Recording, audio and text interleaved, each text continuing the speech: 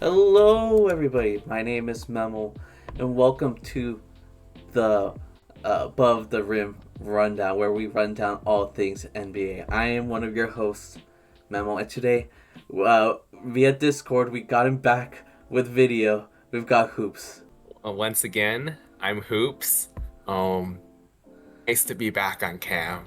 Last week there was some technical problems that for some reason we weren't exactly sure how to resolve, but fortunately this time I was able to get the camera to work well once again.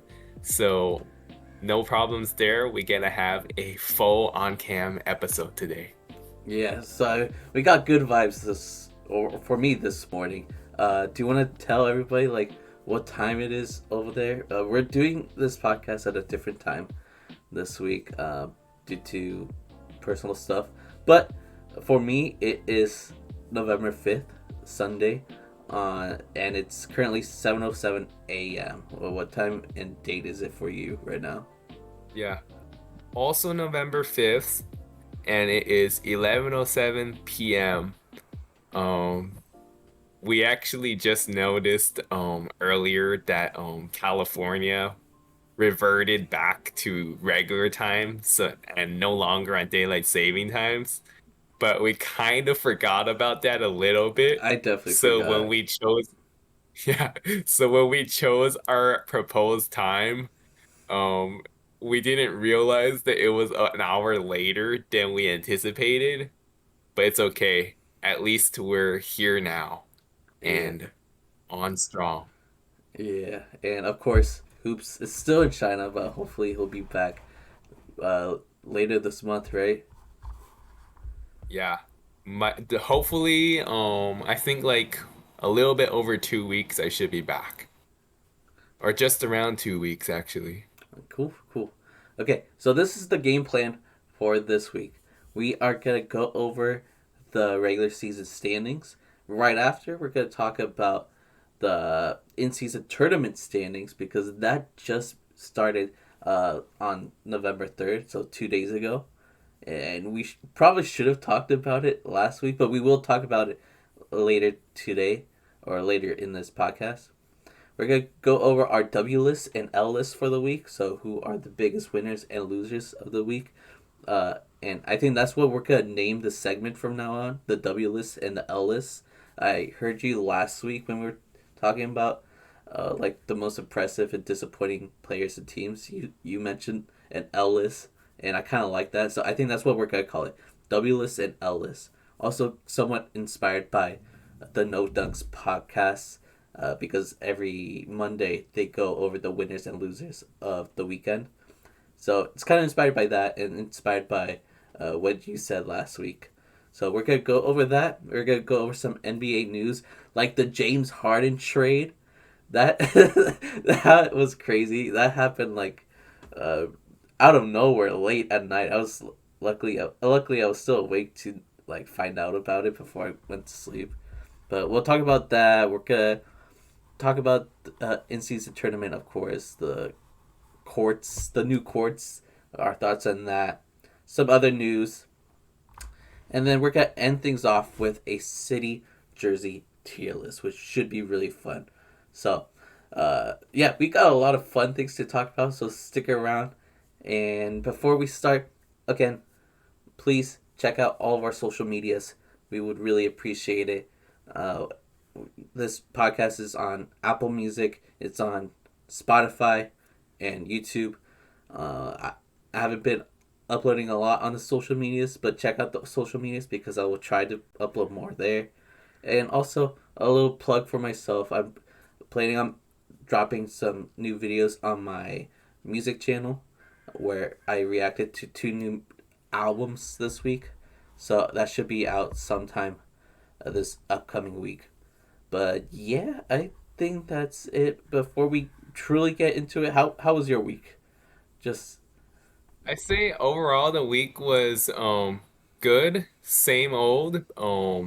I will say one of the good things is the last week definitely went by like a lot faster for me than like some of the prior weeks here, which is a good thing because those long work days could be like very grueling and exhausting, Hmm. but and still is obviously because it's so long.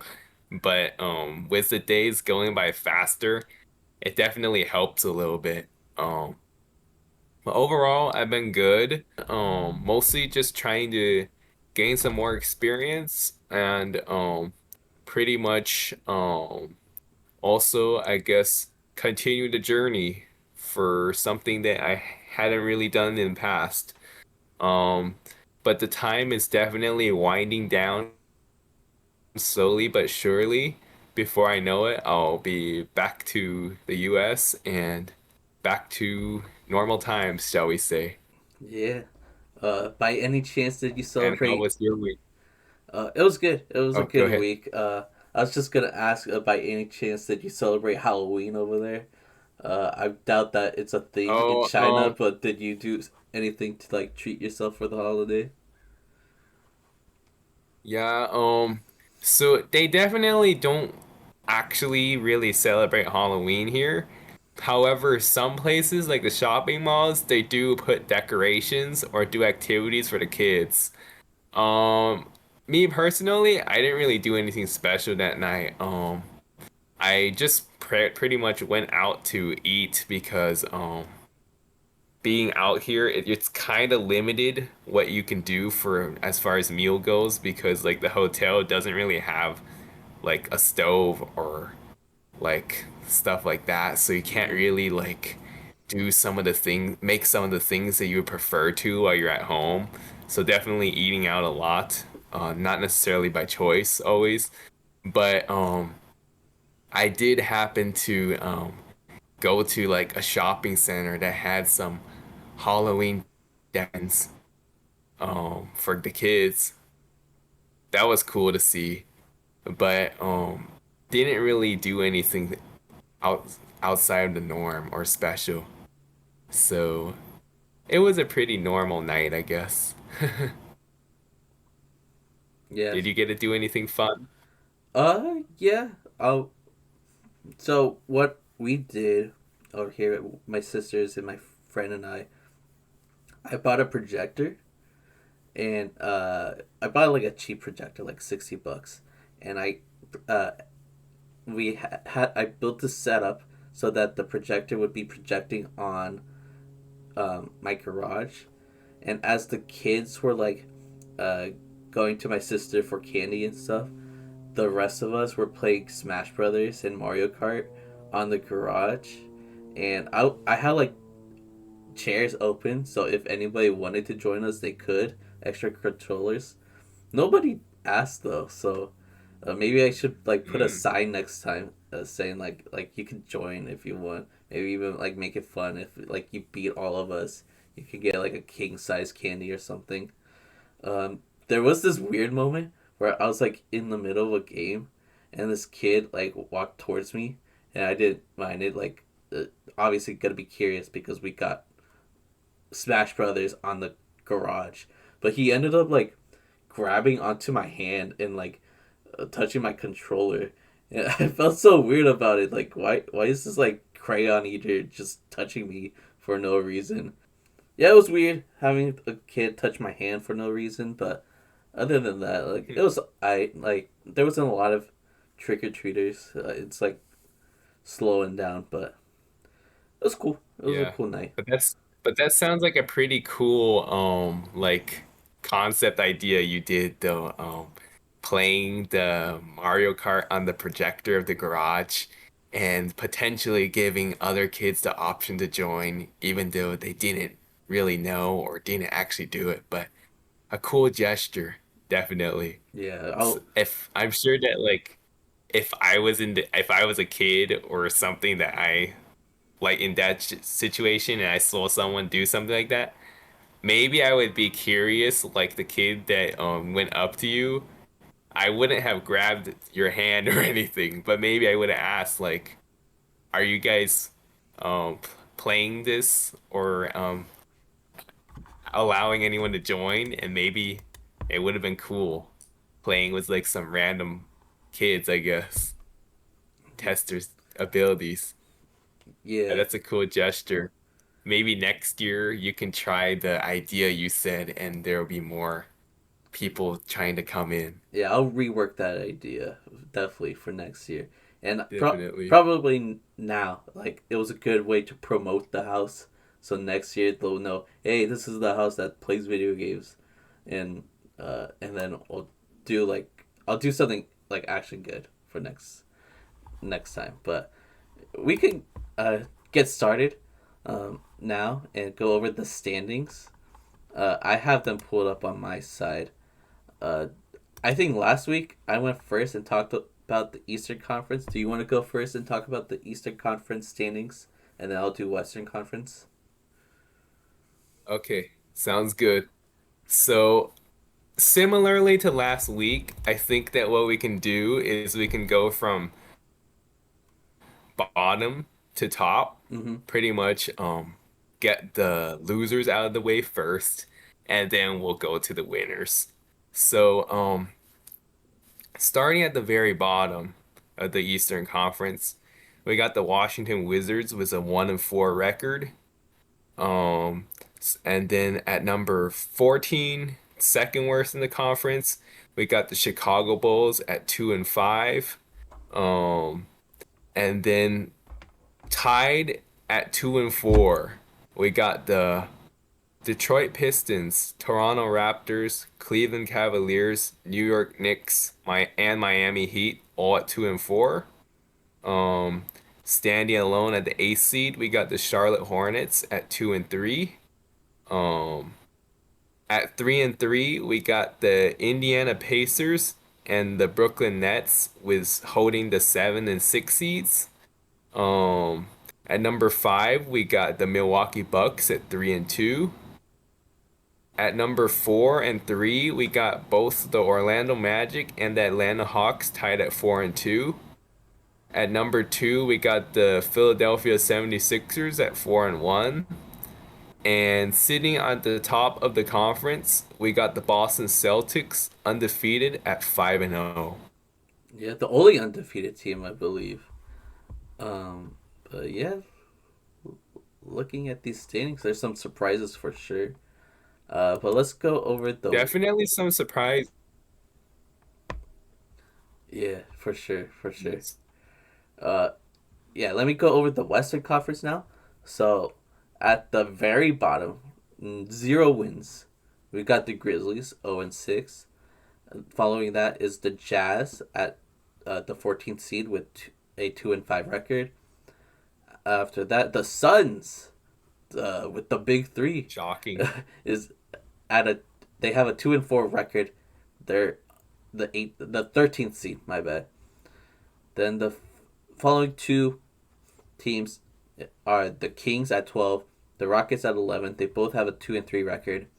The following teams have a 3-3 record. That is the Thunder at 10th seed, the Trailblazers at 9th seed, and our Lakers at 8th seed. Unfortunately, uh, the following teams have a 3-2 record. The 7th seed Spurs, 6th seed Timberwolves, 5th seed Clippers. Uh, the Pelicans are in the 4th seed with a 4-2 record. The Mavericks have a 4-1 record. They just had their first loss recently. They're in the 3rd seed. The Warriors are in the 2nd seed with a 5-1 record. And then the Nuggets, they received their first loss this week. They're the top of the Western Conference at the 1st seed with a 6-1 record. So let's before we go over our winners and losers, let's talk about the tournament standings as well, because that recently just started. The first tournament games happened uh, last Friday, and we could stick with the same conferences. So if you want, you can go over the Eastern group stages and just talk about like the the teams that actually played, I guess, because not every team has played in the tournament so far, so we don't have to talk about them. But you can go over the teams Yeah. that have played and uh, just tell everybody who's won, who's lost so far in these NBA in-season tournament standings. All right. So starting with the Eastern Conference, Group A, um, that's the conference with the Indiana Pacers, Cleveland Cavaliers, Philadelphia 76ers, Atlanta Hawks, and the Detroit Pistons. So far, out of those five teams, only the Pacers and Cavs have played and against each other. Um, the Pacers won that game. So right now the Pacers are number one at 1-0, and the Cavs are 0-1, pretty much last place. But because those other three teams didn't play yet in the in-season tournament, they're practically just haven't moved at all. So at the moment we got the Pacers 1 and the Cavs 5 because they lost. Next up, we got Group B. And in that group, we got the Miami Heat, Milwaukee Bucks, New York Knicks, Washington Wizards, and Charlotte Hornets. This conference, most of the teams have played already, except for the Hornets. Um, Winners, we got the Heat, who beat the Wizards, and we got the Bucks, who beat the Knicks. So at the top, we got the Miami Heat, number one, the Milwaukee Bucks, number two. Our Knicks are, well, technically Hornets didn't play, so they're in the middle at 0-0. The Knicks are 0-1 at 4 practically, and then the Wizards are at the bottom for point differential. And then in the Eastern Conference, we got Group C. And in that conference, we got the Brooklyn Nets, Chicago Bulls, Boston Celtics, Toronto Raptors, and Orlando Magic. Only the Nets and Bulls have played and against each other. The Nets won that game. By default, the Nets are at the top of the conference and the Bulls are at the bottom of the conference. Going on to the West. Yeah, the Western Conference. So for Group A in the Western Conference, it is the Trailblazers, Grizzlies, Suns, Lakers, and Jazz. And only the Trailblazers and Grizzlies have played and faced each other. And Trailblazers won that game. The Grizzlies lost that game. For West Group B, it includes the Nuggets, the Mavericks, the Clippers, Pelicans, and Rockets. Only the Nuggets and Mavericks have played against each other. The Nuggets won that game, and the Mavericks received their first loss in that game. And then in Group C, it includes the Warriors, Thunder, Kings, Timberwolves, and Spurs. Probably the most difficult group out of all of these. And only the Warriors and Thunder have played. The Warriors won once, and they beat the Thunder, and they have a loss. So those are the in-season tournament standings. We will go over what is the in-season tournament because it's very new, and I'm sure if you're kind of a casual, you might not know what it is. What are these groups? What are we talking about? So we'll talk about that later on, but I think we should quickly just go over the W list and the L list. Well, first the W list, but we might talk about some things in the L list. But let's try to stay positive and go over some key moments throughout this past week. I was thinking maybe we could talk about how the Spurs are basically the Suns' dad. Like, they own the Suns, basically. At least through 2 games. Of course, the first game, they didn't have Booker. They didn't have Bradley Beal. But they still have Kevin Durant, one of the greatest players of all time. He is aging, and it's kind of showing. Especially with the final play, I felt like although it's a team sport, it's not Kevin Durant's fault that they lost, but I do think he gets a small loser of the week because of the how he played in the final possession.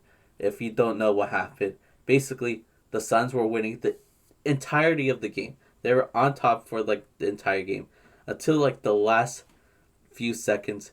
I forgot who shot it, but instead of Durant boxing out and trying to go for the rebound, he was casually standing there, and that's when Wemby he slid through, jumped, grabbed the rebound, got the put back dunk. So the Spurs were getting close to taking the lead. Then they inbounded the ball to Durant, and that is when Keldon Johnson stripped the ball from Durant and basically scored the game winner and caused them to lose. Now, basically, it's a huge W for the Spurs. They definitely earned that win. And again, I'm not saying Durant was the reason why they lost, but if Durant at least tried to box out Wemby or box out in general, he probably could have got the defensive rebound that prevented them to lose the game. I know a lot of people claim that like he was fouled when like the Spurs were on him and Keldon Johnson stole the ball, but uh, that whole situation would have been prevented if Durant tried to rebound. So that's why he slightly gets a loser of the week. But sticking with the positives, uh, the Spurs did awesome their first matchup, and the second matchup when Booker actually played, the Spurs did amazing again, and Wemby had his season high 38 points in that game. So what were your thoughts about the Spurs or even the Suns if you want to talk about them? But yeah, what are your thoughts? Yeah. With the Spurs, they started off the week not very good. They had that 40-point loss against the Clippers Yeah, true. in LA on Monday. Not a good look. So then that kind of made you think like, yeah, probably the Spurs team isn't gonna be very good. Um, then to turn things around, obviously, as you mentioned, the first game against the Suns, they came back from trailing pretty big and ended up winning by one at the end off of that big defensive play leading to the fast break. And then on top of that, the next game when Booker actually played, they practically like destroyed the Suns. I mean, I did see that the Suns got it close at the end, but ultimately the Spurs were able to pull away. So they definitely went from a very bad start to the week to a pretty good, respectable one later. So hopefully that team will be able to keep things up and to stay competitive throughout the year. I definitely like what I saw from that team in the second half of the week, coming off that poor blowout to start on Monday. Yeah, it was also with the Booker game. I remember there was like this screenshot going around of of Devin Booker like looking down at one of the Spurs players, like basically trash talking, and there was like a crazy stat. Like I forgot where I read it, so please take this with a grain of salt. But uh, since that like attempt of being tough and attempt of trash talking, Booker went what since that moment he only scored like 2 points after that, and of course the Spurs ended up winning the whole game. So I always love when like teams embarrass Devin Booker because I hate him so much. He's very talented, but he's an ass. Like I don't like him at all. I'm not a very big fan either. Yeah, don't like Luca's son, but it's whatever. Uh, Yeah, the only downside for the Spurs looking forward is Devin Vassell is currently injured. I think he's day by day right now, and he's an important piece for them. But yeah, um, hopefully they got this. I'm definitely rooting for the Spurs.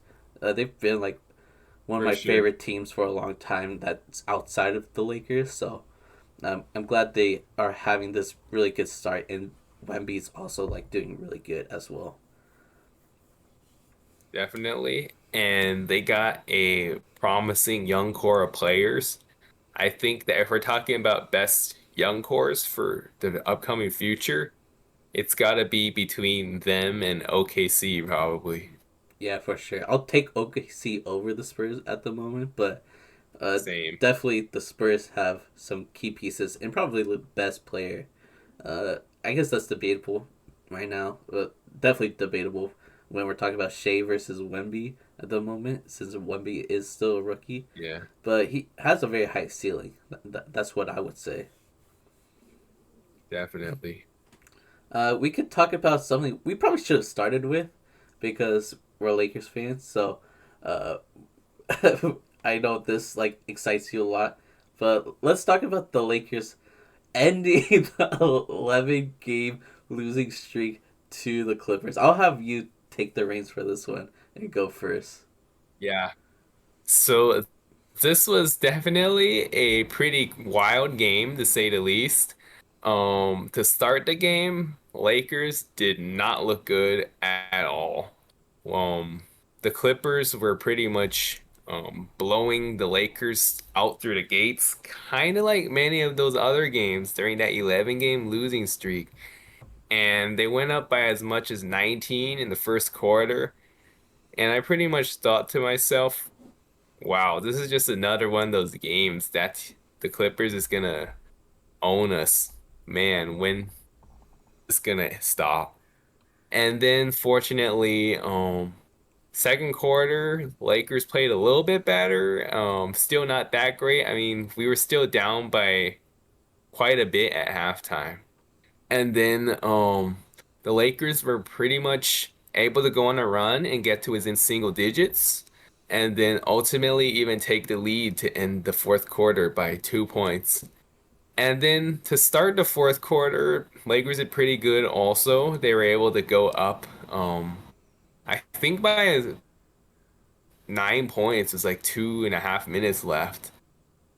That was where things kind of went downhill, and the Lakers should have won that game in regulation for sure, but they let the Clippers make some baskets to get close and ultimately force the game into overtime. And one of the controversial calls was when Cam Reddish got called for the foul on the Paul George three-point shot. Me personally, well, obviously it wasn't a good play. Um, but then again, like when you're trying to guard a player like that, there's only so much you can do to the point where sometimes you'll just hit the guy's hand by accident. Me personally, obviously I didn't like the call, but I guess in that pressure situations, the refs wanna make the call because they think that maybe it seems more correct if they call a foul.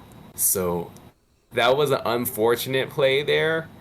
So then that PG went to the line and he made all three free throws. And then D'Angelo Russell misses the 3 point game winner attempt to end regulation.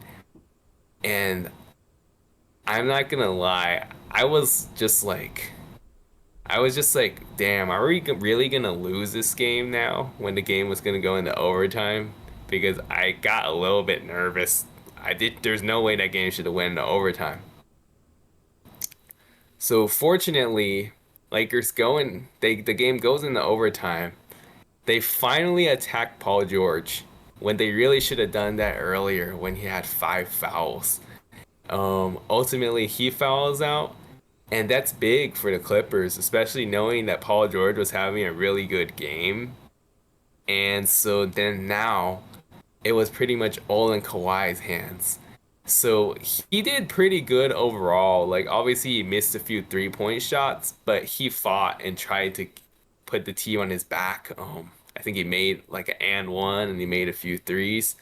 But pretty much in overtime, Clippers take the lead first off a Kawhi Leonard 2 point jumper. Then after that, Anthony Davis ties it with a left hand hook. And then Paul George fouls out. And then the Lakers pretty much regain the lead off Austin Reeves 3 point play, I believe. That was a good play. And then the Clippers miss a few shots.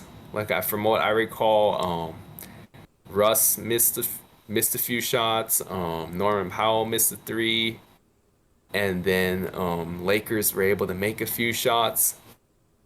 Ultimately, the Clippers tried to get it closer. Kawhi made a three, and then the Lakers made a few free throws, and then one of the final plays, I believe, the Clippers had a chance to try to tie it.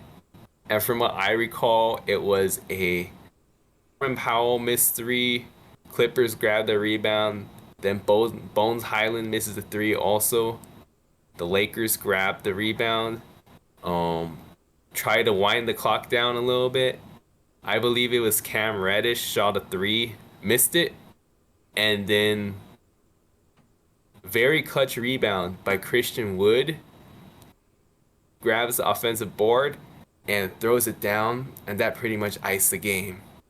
And then ultimately, Clippers just bring the ball down the floor, and Russ tries to get it back to within three, but misses the layup anyway. Zubats misses the tip. Lakers rebound. Lakers win the game. So that was a good win from the Lakers.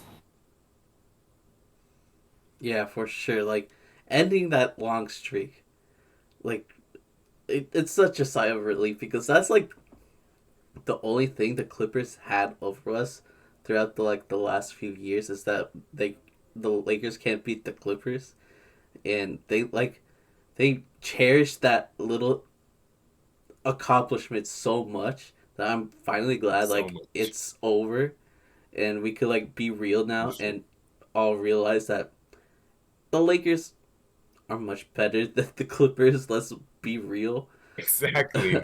Like during this like streak, the Lakers won a championship. Like what are we talking about? Like come on, let's be for real. But it was a good game. Although I don't like the Clippers, I do like a lot of the players on the Clippers, and seeing that basically like all of my favorite players actually like did really good, at least scoring wise, was cool to see. I know Paul George scored 35, Kawhi Leonard scored 38, Russell Westbrook scored 24, LeBron scored 35, D'Angelo Russell scored 27, Anthony Davis scored 27. All of these NBA legends and D'Angelo Russell had amazing scoring games, and it would have been a fun game to like go to. Honestly, seeing all these legends, Oh, yeah, for sure. they're all not like in their prime, but seeing all these legends just going at it and uh, playing great basketball in overtime in LA, it would have been a cool experience to be a part of. But yeah, Lakers definitely Yeah. The earned. Hollywood script. Yeah, the Hollywood script. The Lakers definitely earned to be in the W list, but I will say I am pretty concerned with the Lakers, especially after that Magic loss. They can't. Yeah, that was like really bad. It was bad, and they can't play good basketball unless LeBron is on the court. And aging LeBron, who probably for health reasons truly needs to be on a minute restriction, but like we shouldn't have him play so often as he does. But the only way Lakers could win is if LeBron plays. The Lakers suck if he's not on the court. So that is definitely a concern, and hopefully they get that fixed.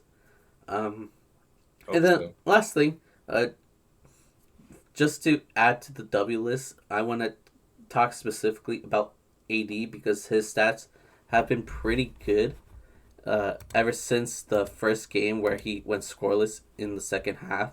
A lot of people were freaking out and calling him out for uh, not scoring at all in the second half of the opening game, which is fair. It's a fair criticism. But not a lot of people are talking about how amazing he's been since then. He's averaging 26.3 points, 13 rebounds, some assists, 3.2 assists, 1.3 steals, and a whopping 3.7 blocks. Uh, yeah, I know I'm a Lakers fan, so I'm going to be biased. And Anthony Davis has been my favorite power forward for years, even before being a Laker. But the so many people slandered Anthony Davis after the first game, and none of them are talking about how amazing he's been since then. So I thought I'd just shout him out a little bit because he's been really good, and not a lot of people are talking about him. So, uh, that I just wanted to get that off my chest. Definitely. AD has been having a pretty strong start to the season. Coming off that first game where he did great first half and went non-existent second half, I think that he's bounced back pretty good ever since. So definitely, aside from us being big fans of AD in general, I think he deserves the recognition for being able to do his job per se for the start of the season. Yeah. Speaking of recognition, although I don't want to do this, I've got to give props to the Warriors and their really good start this season. I am. I was very into the notion that Chris Paul was actually gonna hurt the Warriors more than help, but I so far been proven wrong. He's been an excellent piece to their bench. He's on the bench for the first time in his NBA career, and it's actually been very beneficial for Chris Paul and the Warriors. He's getting the bench players more involved. His assist numbers are still crazy high, even at his old age. Off the bench, it's high, and the turnovers are very low. So that's like all he needs to do basically, and it's been helping the Warriors with their hot start. Um, their in season tournament game definitely had a very controversial ending. Uh, that I actually do agree with the final call. If you don't know, Steph was going for a layup for the win. It was gonna go in, but then there was a call because there was uh, basically a bunch of hands up there when there should be a goaltending call. And at first it was Draymond Green called for goaltending because he hung on the rim for a little bit before the ball was actually like in the hoop. You know, it was above the hoop, so it was called for goaltending. But they over is it overrode? Is that the word? uh, uh, Turned. oh yeah, overturned the call. I'm assuming because Giddy had his hands on the net first before Draymond had his hand on the rim. So I'm assuming they called goaltending on Giddy for it. But I didn't have the time to actually like read the overview of that call. So I do, if that was the case, I do agree with it. Giddy did clearly grab onto the net before Draymond touched the rim. But I am gonna mention that Draymond does deserve to be on the L list, just because of how he acts. Like this man is the biggest man child in the league. He's so whiny. The way he acted when like he clearly touched the rim. Like if Giddy didn't do that, it would have been a clear goaltending on him. But he was throwing a For fit, sure. having a tantrum, yelling at the refs, like using his hands aggressively, just pointing at the refs. And like any other player would have got a technical, but since Draymond's Draymond and he plays for the Warriors, he, he gets Scott. He's out. I can't even speak. Oh my god. Uh, Yeah. he was he didn't get anything. No punishment. No nothing. He gets to act like a child in front of millions of people, and they reward him with a win. So, although I do agree with the Yeah. call at the end of the day, Draymond's such a whiny man child. I hate him. I hate him so much. Yeah, I can't disagree on that one. Like, it definitely should have been a technical foul. The way he was acting, like, come on now. Like, if it was any other player, for sure, I think it would have been a tech. I feel like even him, he definitely should have gotten it. Um, I don't know what was up there, but yeah, I do think that,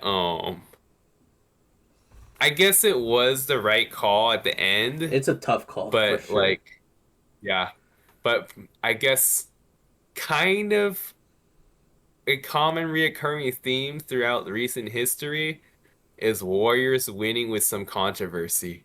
we'll give them credit for getting the job done, but I guess just another one of those games where controversy comes in the Warriors game. Yeah, it's a little fishy, a little too fishy, but you know, it happens. So I'm not gonna harp on it too much. Just it was a messy way to end a game like that. For sure. Um, and then I think that's like the big stories I want to go over. There are some other winners like the Celtics haven't lost a game, so clearly they're a winner. Um, I put Mavs at first, but then they did get their first loss. The loss was to the Nuggets, so if they were Yeah, gonna lose, might as well it lose probably to would be that one. lose that one against the reigning champion.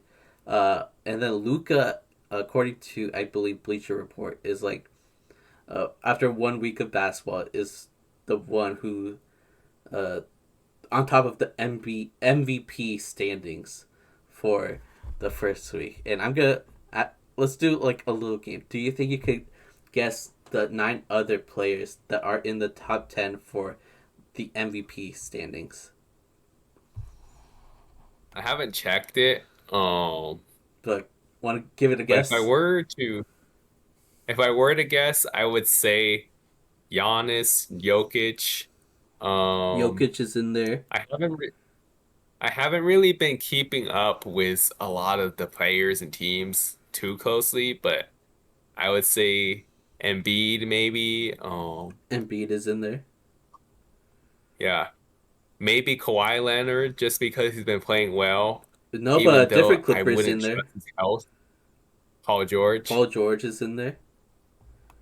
Okay. Is he in there?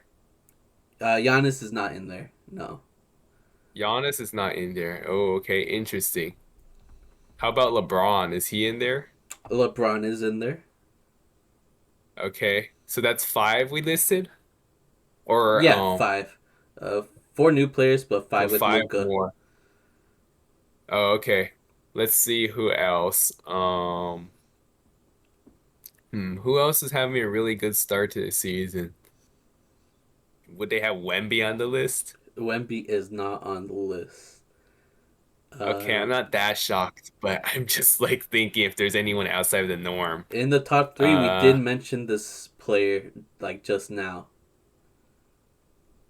hmm, Steph. Steph is there.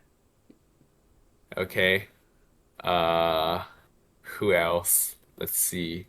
Not Kevin Durant, no, right? Kevin Durant is there at number 10. Okay. I guess shocked, but not shocked, since he's really great. So we got three more players. Yeah, I feel like Let's two of see. them you're gonna have a very difficult time guessing. Okay. Think about who is winless right. I mean, lossless, I guess. Who has not Lossless. lost a game so far? Oh, Jason Tatum. Jason Tatum is up there. Now, there's the two tough Okay, ones. I don't so know the if you'll get remaining them. two. Oh, these are tough ones, huh? Yeah. Um, okay, I think I'm just gonna take a few guesses and then you can just tell me because then it'll take too long. Yeah, yeah, yeah. Um, Tyrese Maxey. There we go. That's one of them. Yes. One more. I'm gonna say the last one would maybe be think what teams are doing good, possibly could be it or stuff like that. One final Uh, guess. just gonna go ahead wild and say Paulo Banchero, since the Magic is doing kind of good right now. Nice try. So in the top 10, number 10 is Kevin Durant. Number 9 is Paul George. Number 8 is LeBron James. And at number 7 is Kristaps Porzingis. Ooh, Yeah, and then okay. following him is Tyree Maxey at 6, Joel Embiid at 5, Jason Tatum at 4, Stephen Curry at 3, Nikola Jokic at 2, and Luka Doncic number 1. So yeah, that's the list so far. It's gonna change soon, but it's an interesting list Definitely. for sure. And I think definitely. the last player we should talk about during the W list portion, and then we could talk about the L list a little bit after, is Tyrese Maxey. Of course, he was in the top 10 for the MVP standings this past week.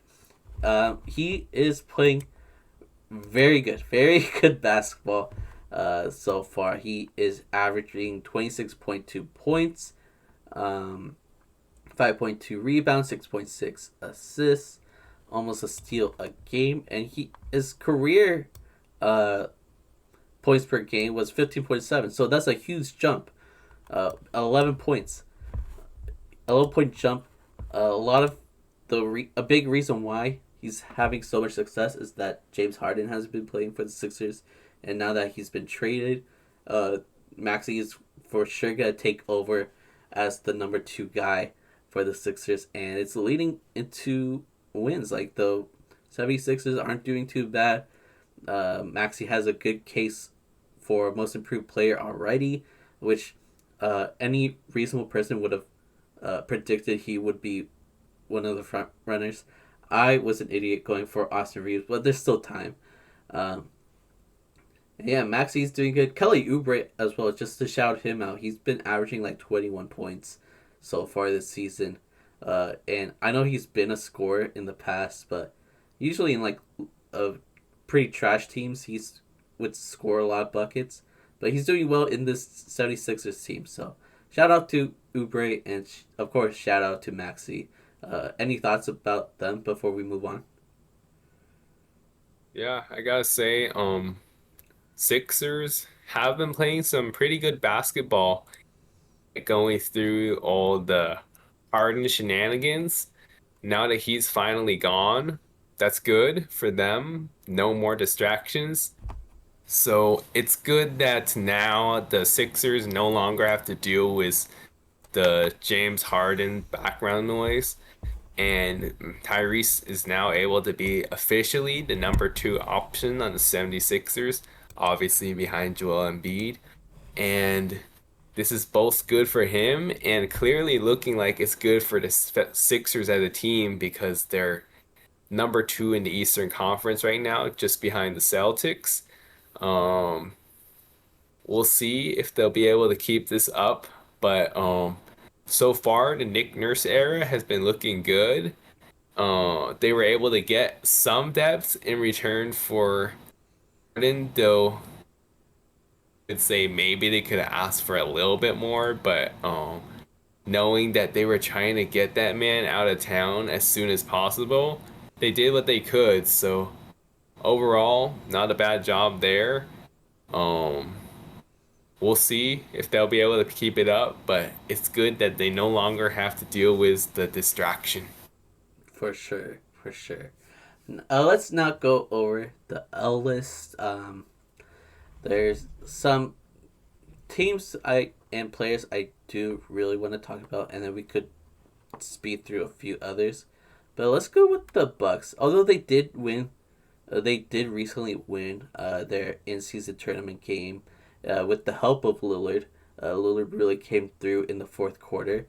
It hasn't been a perfect week for them. The Bucks, I I don't know if they're still this right now, but at one point this week, for sure, they were the worst defense in the NBA, which is shocking for a team that has Giannis and a Defensive Player of the Year candidate last year, Brook Lopez.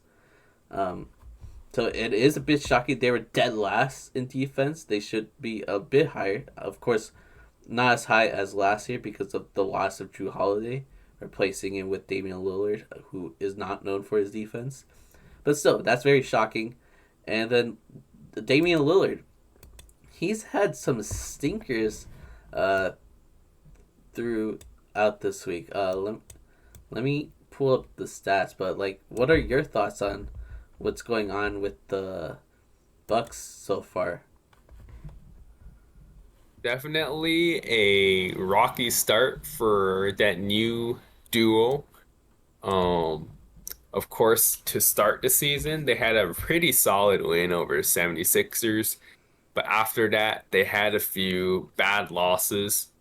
One of them was against the pretty much rebuilding Toronto Raptors.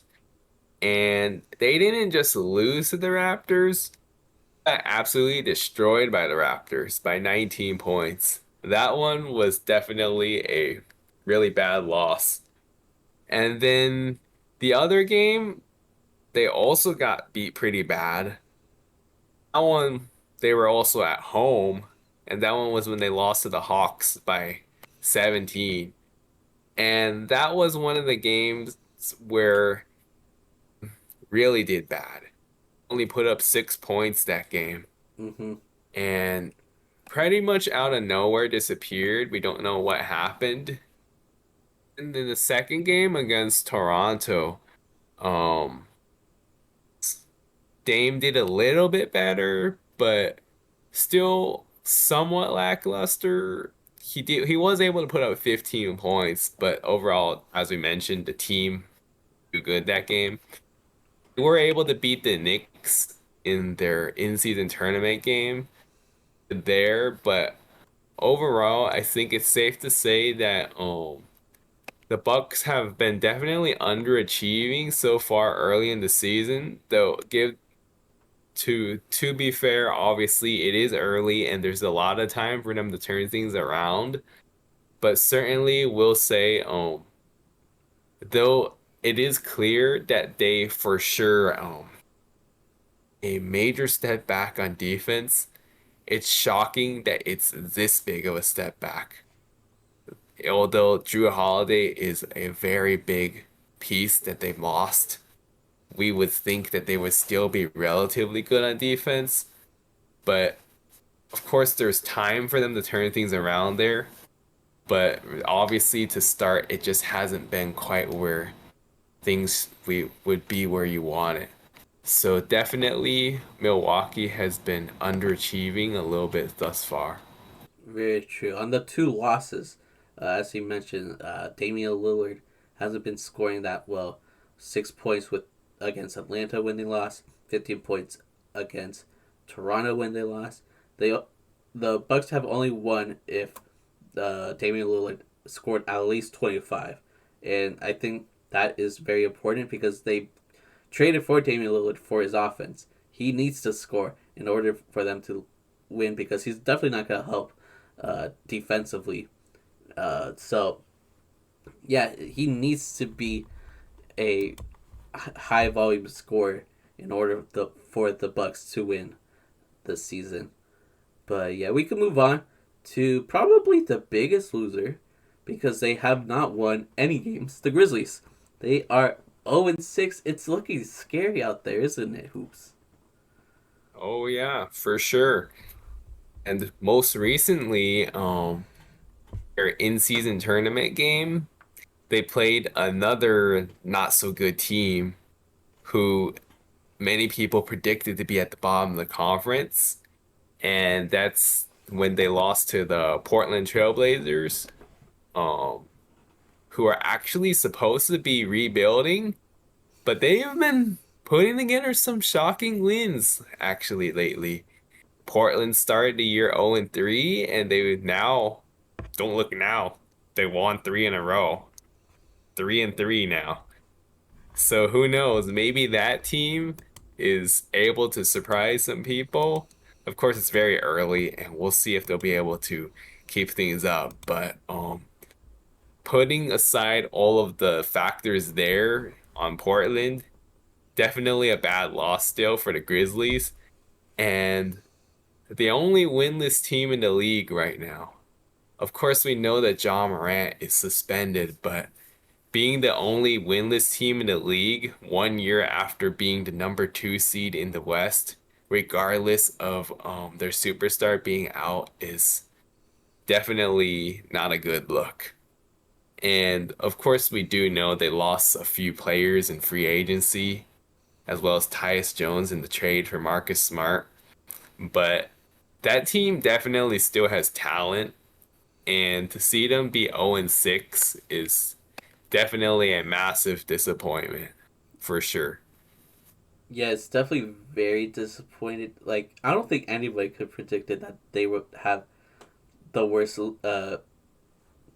uh, they will have just such a bad start to the season.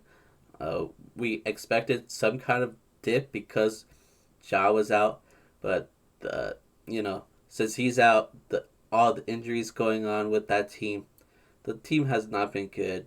Desmond Bain has been balling, but we can't say the same for like the entire team. Like they're really down in the dumps over there. It's not looking good. But we'll see what happens moving forward. I do also briefly want to talk about the Heat. Uh, Not because they're the worst in the league, like the Grizzlies, but they are having a pretty disappointing start. A lot of people are claiming that they are still uh, contenders for the NBA championship, which I never thought they would be. I thought because of how their roster kind of uh, just diminished during the off season and how they couldn't get Damian Lillard, I did expect a drop off, and so far it seems like I am right because they have a 2-4 record. They're not doing that well except for Tyler Hero. Tyler Hero has actually been balling out there, um, but yeah, it's not looking good over there. I think that a lot of people definitely expected the Heat to take a step back, but thus far, it looks like that step has been larger than anticipated. Of course, it's only been a few games in, and we know how big of a turnaround the Heat made last year come playoff time versus the regular season. But they did lose a lot of pieces, and they did lose some games that they probably should have won. So definitely, I think that the Heat deserve to be on the L list for now. We'll see if they'll be able to turn things around again. History repeats itself per se, but definitely not a good start for that team. For sure. And then next, we don't have to talk about them for a while because I do like the Pacers, but I feel like they deserve to be in the L list because they lost by 50 against the Celtics, and then they did also lose their in-season tournament game against the Charlotte Hornets. Tyrese Max, not Tyrese, oh my bad. Halliburton was balling out that game, but unfortunately in the final uh, few seconds of the game, LaMelo Ball, of all people, clamped him and prevented him from taking over and winning the game for them. So, yeah, I think the Pacers do deserve to be in this list for this week. Yeah. Oh, by the way, I was just gonna make a slight correction for you. They did lose that game to the Hornets, but that actually wasn't the in-season tournament. Oh, it wasn't? It was one game after. Yeah. Actually, won their in-season tournament game against the Cavs. Oh, you're right. But My bad. coincidentally, My they had bad. a back. Yeah, it happens. But yeah, they had a pretty decent win. So they pretty much had a two-game homestand. One game that was an in-season tournament, and the other one a regular game. Fortunately, they did win the in-season tournament game. Kind of shocking that they beat the better team and lost to the worst team. Ironically, in this sense, it worked in their favor because they won the game that meant a little bit more. But yeah, well, they definitely deserve to be on the L list despite that good huge win against the Cavs in the season tournament because they lost to one of the worst teams in the league. And on top of that, they also lost by 51. And granted, like they did lose to 51 against arguably a top team in the league, the Celtics. But any 50-point loss is bad regardless of who you lose against. So I think that the Pacers definitely deserve to be on the L list for those two games specifically. Yeah, and thank you for correcting me. This is why I have you, because sometimes I just be Yeah. yapping and sometimes Yeah. I'm Well, wrong. it So it is happens. it is hard to lose. I mean, it is hard to keep track, especially when the in-season tournament game is kind of like out of the blue. It's like there's Mm-hmm. one in-season tournament game on Saturday. and then you're back to the regular games on Sunday. And then the next in-season tournament game is next Friday, I believe. So it is kind of hard to keep track. Actually, I gotta add one thing to the Pacers. Um, Two losses are pretty bad. I actually had another bad loss earlier in the week, and that was Tuesday, October 31st, Halloween. They lost against the Bulls at home. Oh, That was a bad loss yeah, because the obviously Bulls we know that the suck. Bulls do not look good at all. So yeah, that was another bad loss. They went 1-3 this week. Ironically, they won the most important one because it was the in-season tournament. But yeah, overall Pacers did not look good this week. Yeah. Okay. Thank you for that. Thank you for that for sure. Last loser of the For sure. week before we go over some NBA news. Julius Randle. He's been doo doo. He has been garbage. It's clear, I think, now that the Knicks is no longer his team. If you didn't know already, it's Jalen Brunson's team because he is not doing. He's so inconsistent. Right, these He are some of is. his shooting splits, his field goals for the past few games: 5 for 20, 3 for 15, 5 for 14, 4 for 15, and 4 for 10. These are it's very inefficient for especially a big man like him. He has been very disappointing, and he's also such like a cancer to like his team. Like he gets mad very easily, and will release that anger towards his teammates at points, even though he is a big issue on uh why like the Knicks would lose at times. And definitely for an all-star caliber player, he shouldn't be playing like this. It is early in the season. Maybe he's still rusty, but still, it's disgusting how bad he's been playing. Yeah, for sure. And I think that it's definitely correct that it's really Jalen Brunson who is the clear number one option for this team. And a lot of people last year really thought that the wrong Nick was selected to the All-Star game, that it should have been Jalen Brunson instead of Julius Randle. And honestly, I agree. I Like, I agree felt too. like Jalen Brunson was better, and clearly he's better this season. So, um, obviously last year for the season, there were a lot of chatters about the Knicks potentially, Julius Randle on the trade block. It didn't actually happen, and he ended up having a pretty decent season. But probably he's gonna be put on a trade block again pretty soon. We'll see what team maybe be a good fit for him. I'm not sure at the moment, but probably Julius Randle's days with the Knicks are winding down, if I were to give a guess. Yeah, and I know the Knicks really want Embiid. And if the season doesn't go well, I'm sure Embiid will ask for a trade. So Yeah. Embiid to the Hmm. Knicks, Maybe they'll a little All Star swap, maybe. Oh, and also, you know what will make that interesting? Um, both of those guys were drafted in a part of the 2014 draft. Oh, I So forgot about that. Embiid was a number three pick and Randall was a number seven pick. So imagine a little class of 2014 swap, a nice little narrative for that draft class. So we'll see. Maybe that's possible, but it'll be ironic.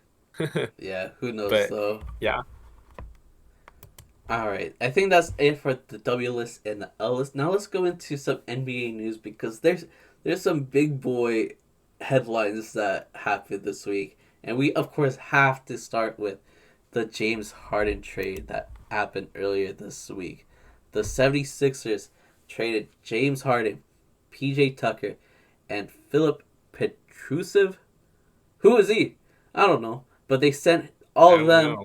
to the Clippers, and the Clippers uh, In return, they gave the Sixers Marcus Morris, Robert Covington, Nick Batum, KJ Martin, a 2028 unprotected first round pick, two second round picks, a 2029 pick swap, and an additional first round pick from the Oklahoma City Thunders. So, what are your thoughts on this crazy trade that happened oh, very late that had people freaking out? Yeah. I mean, I'm not gonna lie, I really didn't hear about that trade until like at least a full day after because like work and whatnot. Mm-hmm. Um, I mean, to be quite honest, I was watching the Lakers Clippers game and I was confused. Like, when did the Clippers get PJ Tucker? And then like, oh shoot, they traded for James Harden. That's why. Yeah. Um, and my overall take was I'm not really shocked by the trade happening and the destination because there were so many connections about James Harden and he was the Clippers. So it was more about like the trade being long overdue and to the point where it wasn't about if it was going to happen, but when it will happen. So we kind of expected Harden to be traded to the Clippers. We just didn't know what the return value was going to be. Overall, I would say that it's good for Philly. They no longer have to deal with Harden's off-court issues because he was clearly a really big distraction to that team. Now they officially don't have to deal with that anymore.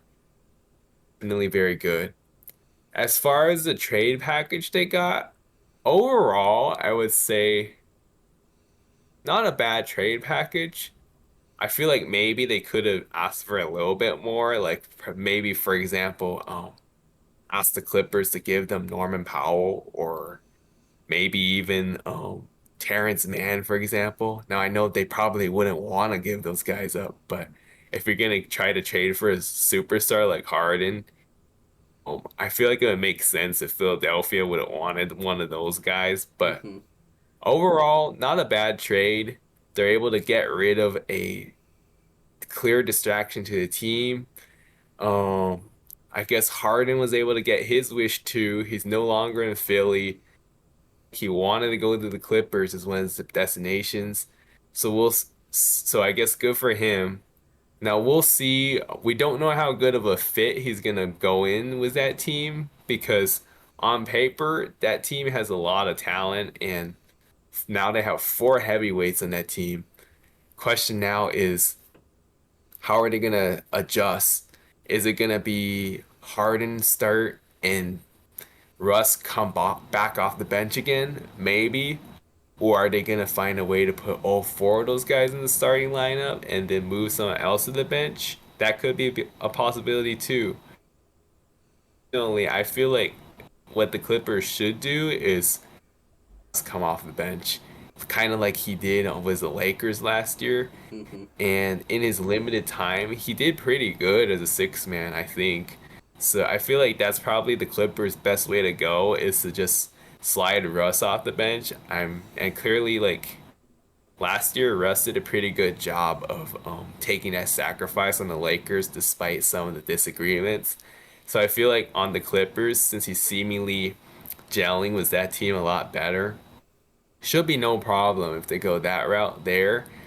Um, I will say this though, obviously we know James Harden always folds in the playoffs, and the Clippers as a franchise also always fold in the playoffs. So two pretty much playoff folders joining sides with one another kind of makes a little bit too much sense in my opinion. Um, I think that it's not about if the Clippers are going to collapse in the playoffs again. It's only a matter of how and when exactly. As a Lakers fan, I can't wait for that. For sure. Um, for sure, yeah. As for Philadelphia, though, obviously we know they're pretty similar in the playoffs. They always have really good regular seasons, but then always fold in the playoffs, kind of like the Clippers of the Eastern Conference. Yeah. Now, until they until they prove otherwise, I have a hard time not believing that they're gonna once again disappoint in the playoffs. But they do have a different head coach now, and they did get rid of the distractions. So I guess we'll see if this is finally the year that they'll be able to go a little bit further. But expecting them to personally, knowing their past history, but we'll see.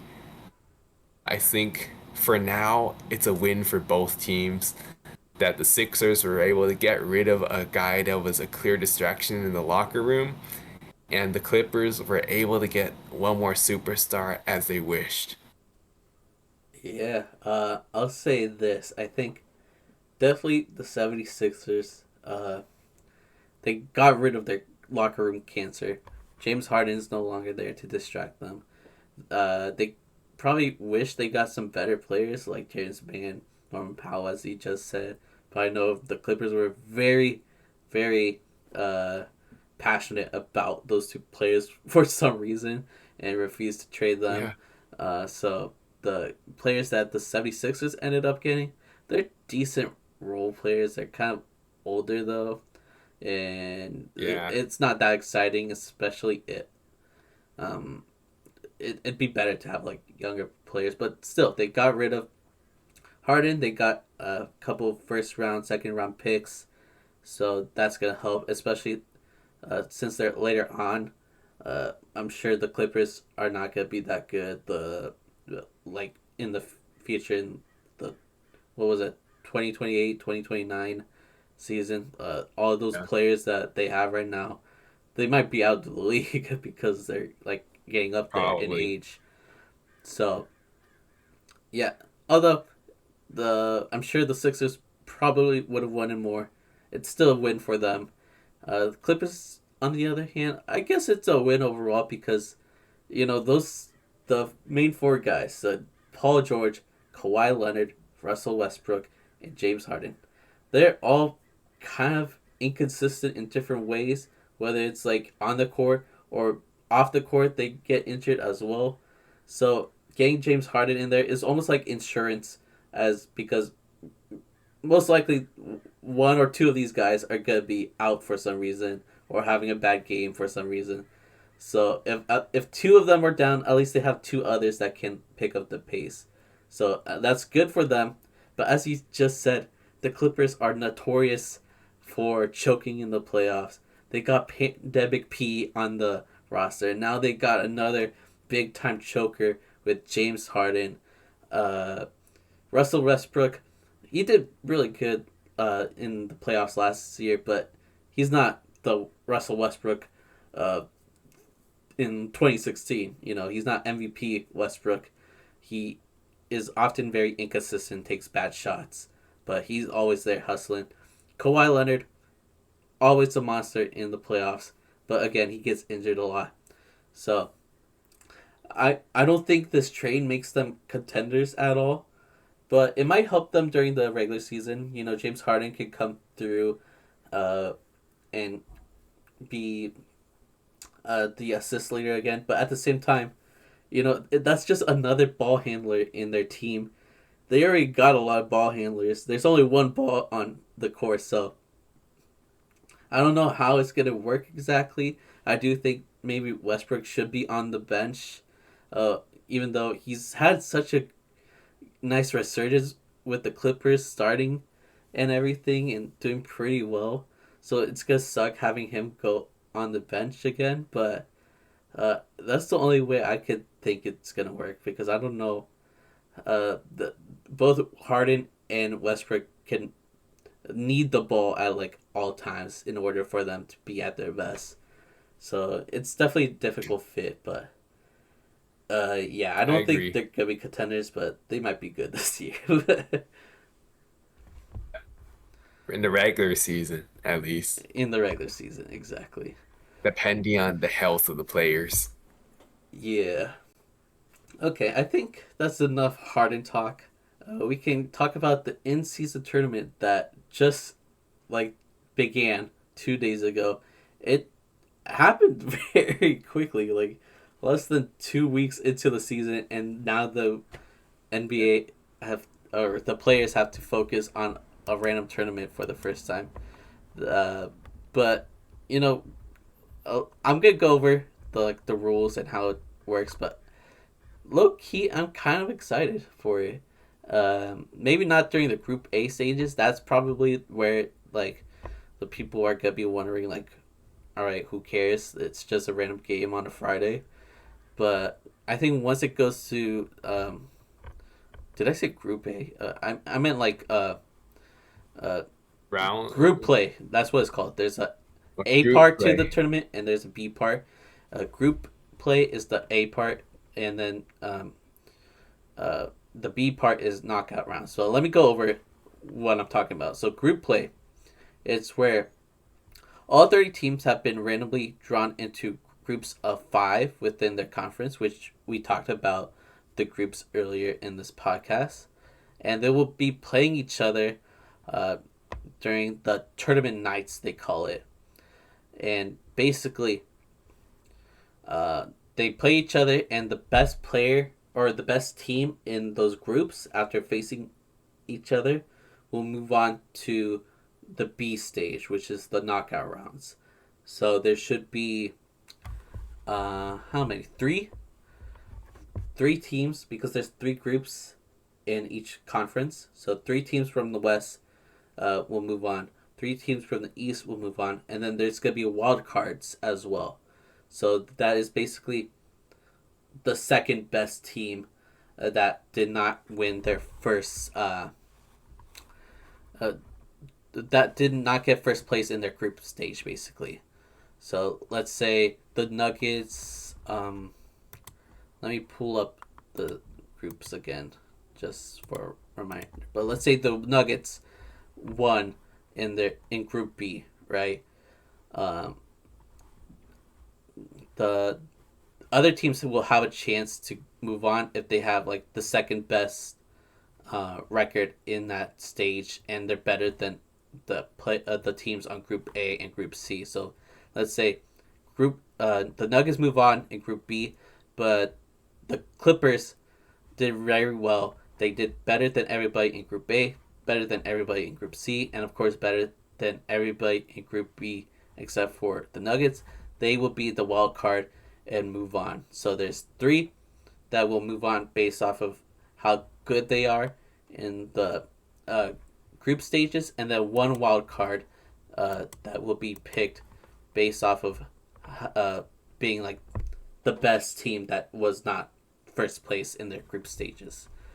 And then from then on out, there are the knockout rounds, which is the classic tournament style, 1 game elimination type of tournament. They just knock out each other until the final round, and that final game, I think, will be hosted in Vegas. And again, just 1 game. So whoever wins that game wins the trophy, the little cup. And they do have like a bunch of rules on like what they do if like there's a tie in the group stages. I believe it's very important that here we go. So there are several tiebreakers that they can utilize, like point differential, the standings from last year. So they have backup plans in case there's ties. But yeah, that's kind of how the in season tournament works. Um, are you excited about this at all, or like how are you feeling? I think it's definitely something new that'll be interesting to watch and observe. Um, I do think that it's kind of confusing how the Group A games are literally overlapping with the other regular games because I'm not gonna lie, when I first heard about in-season tournament, I thought they were literally gonna pause all the other regular games for a little bit and all go to one setting. For example, like all of the tournament being in Las Vegas, for example. That's what I personally thought of when you use the term tournament, that like it would be in one setting. But the way that they kind of just blend it in with the regular games is kind of shocking to me. But I guess it makes a little bit more sense for the later rounds to be played at a neutral site because that's when like um it's the last ones on top going to battle. So then that would make more sense because if it's like at one of the team's locations, then in a way, it's a little bit unfair. Now, granted, if they have a better record, maybe they deserve to have the home court, but I think that it makes things a little bit more interesting if they play at a neutral site. So, it is cool that they're doing that. Overall, my thoughts on the tournament is that this should be interesting to see these teams try harder in select games to hopefully try to win the cash prize or whatever it was and the trophy. And we'll see how this goes. Hopefully, if it goes good, the league can continue it years going forward. But if the league sees that it's just a complete disaster, or let's say, for example, I don't know, players getting too much fatigue or injuries happening, which knock on wood, hopefully that doesn't happen. But if something like that does happen, then I wouldn't be shocked if this is just a one-time go. But hopefully everything goes smoothly and successfully and the views can go up to the point where the league realize it was a good idea and they can continue it moving forward. Yeah, I think it'd be really cool, at least to see the knockout stages, because again, like these games, the in the group stage, does just seem like a regular game, but with different courts, which is something I want to talk about briefly. What are your thoughts on these in-season tournament courts? Well, I'll start by saying a lot of these courts really aren't really that special, honestly. I mean, it is cool some of them use their secondary logos, and a lot of teams do use their logos for their city edition jerseys. So that's kind of a cool shout out there. I will say that I don't necessarily like the rectangle that they pretty much connect the paint of both sides throughout half court. I feel like that's kind of unnecessary. Well, let's see, which one do I think looks the worst? I think the Lakers Uh, have a pretty bad one. Not gonna lie, that yellow hurts my yeah, I'm not eyes. gonna lie. I don't like I don't like the clear distinction, like the sudden distinction of transition between the gold and the purple. Like it's just so sudden, and if you look at it from like a far distance, you could hardly see the white outlines of the out of bounds lines. It almost looks like as if all the yellow is considered out of bounds. Like as if they're only playing within the purple rectangles. Yeah, Like why? Um, I know it's not actually what I said it is, but like honestly, I don't understand NBA making the like super long rectangle for every team connecting the two paints. So I don't like that part of it. But I will say, the half court idea of trying to add in the cup is with through the logos is kind of cool. It reminds me a little bit of back in the day when the NBA during the NBA finals when they had the trophies on the mid court. That was pretty cool.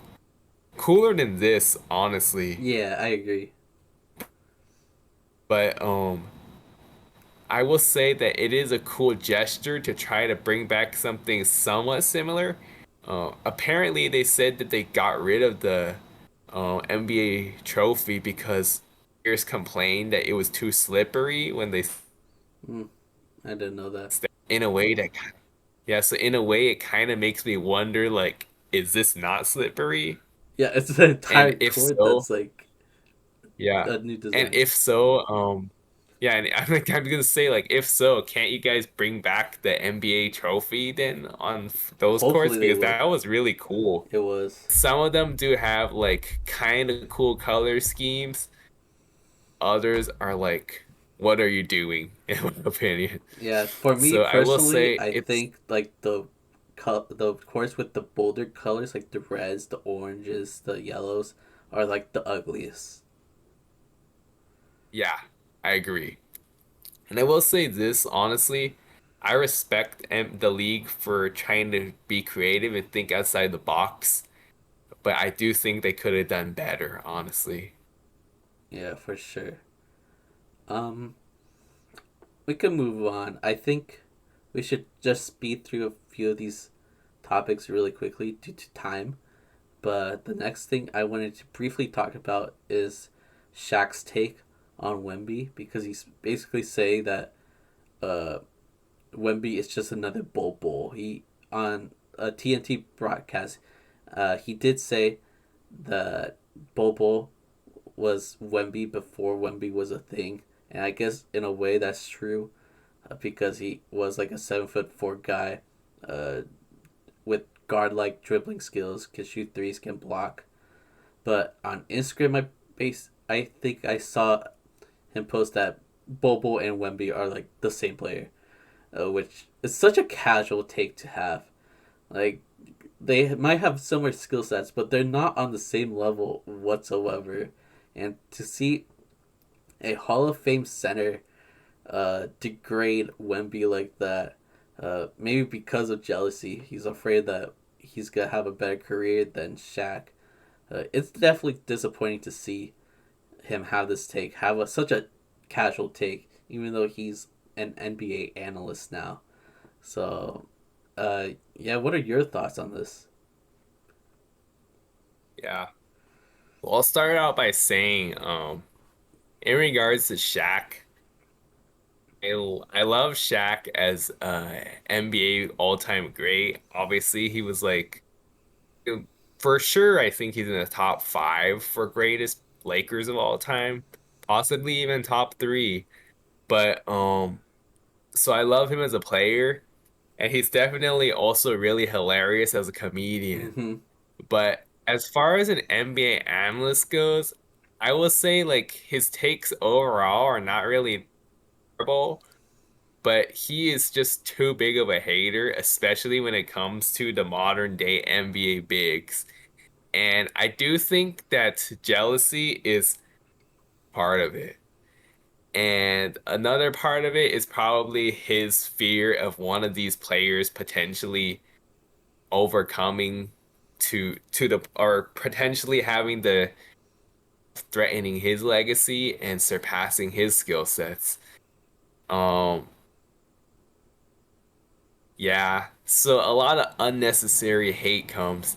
And the jealousy part, of course, we know like Shaq's kind of had that issue for a long time, dating back to his playing days. The reason why him and Kobe ended up having those on-court issues later, Yeah. because Shaq got too much jealousy about Kobe's shine, which is unfortunate because they could have won a lot more championships together had they Mm-hmm. not separated. Um, but yeah, in regards to his take on Bobo and Wemby being the same player, I could understand him talking about like their play styles being somewhat similar and having a similar body frame. That aspect isn't really that far-fetched. But the fact that he said that they're actually the same player in general, though, and pretty much, I guess, in a way, saying that he thinks Wemby is going to end up the same as Bobo, that one I definitely don't agree with because in only the first 2 weeks of the season, we've already been able to see what Wemby has been able to do. And clearly he's been having a pretty good start to his career. And a lot of the stuff that he's already done, Bobo hasn't really done in his career.